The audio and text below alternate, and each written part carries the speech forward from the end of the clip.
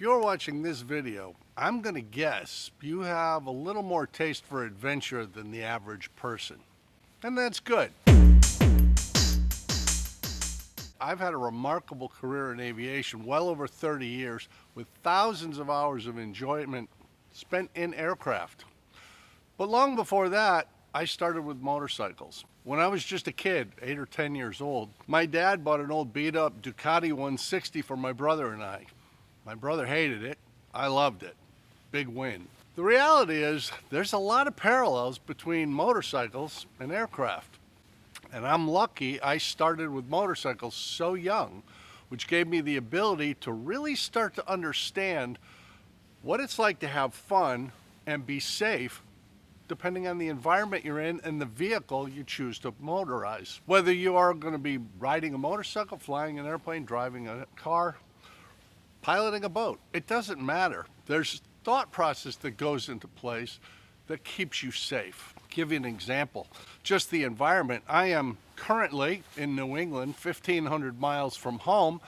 I rode up here on the motorcycle, sometimes on highways, sometimes on secondary roads, sometimes on dirt like this. It's a great adventure, but each of those environments requires a different approach. Much like when we fly the airplane, am I flying a land plane or a seaplane? Am I flying a multi or a single? Am I flying an IMC or VMC? Am I going just a short hop or am I going on a long trip?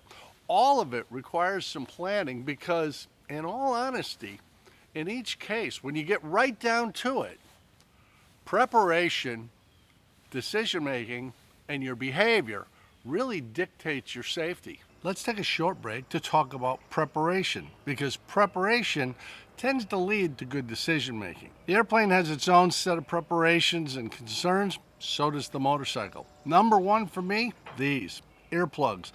There's a lot of wind noise on a motorcycle, and if you're riding for 8, 10, 12 hours a day, it really can affect your hearing. So I'm a big fan of hearing protection. These little buggers are about as good as anything I've ever found, and they don't come from a high-priced specialty motorcycle shop. These come from Home Depot.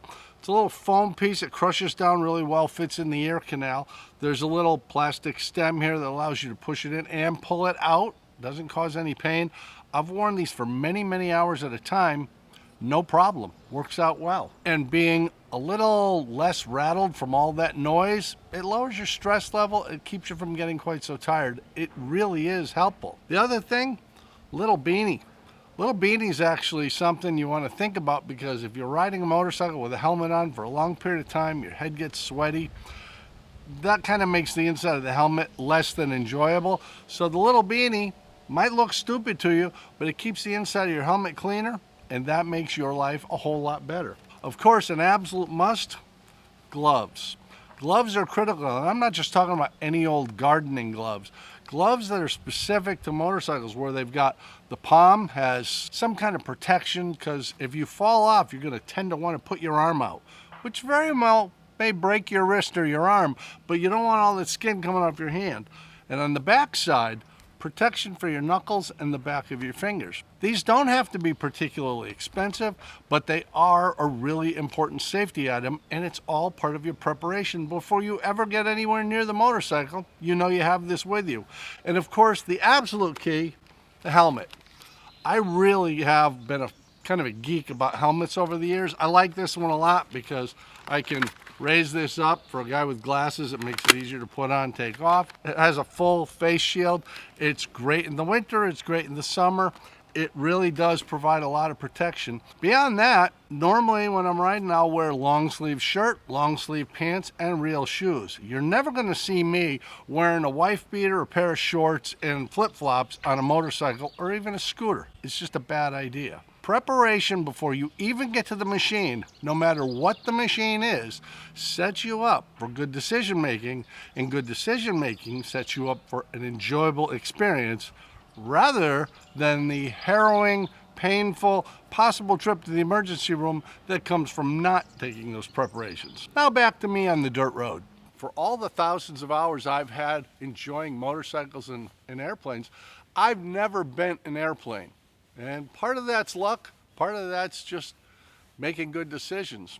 I haven't fallen off a motorcycle in 46 years, and I hope to not do it ever again because it hurts. I largely avoid that problem before I ever get on the bike by thinking about where I'm going, what I'm doing, how is this going to work out, what are the risks. One good example was riding up here from Florida. For 3 days I was in rain on and off, mostly light rain and mostly when I was on secondary roads. Not a big deal. I had plenty of places to pull off if it got heavy, and frankly, after 50 some odd years of riding motorcycles, I don't mind getting wet all that much. But when I was in Norfolk, Virginia, visiting a friend, we had severe thunderstorms with tornado watches and warnings. Well, I'm not that manly. You can find me in the hotel. I'll stay an extra day and miss that because there are weather conditions it just doesn't pay to get into. I hope you have as long and as valuable and as enjoyable a career with motorcycles, airplanes, boats, or whatever as I've done.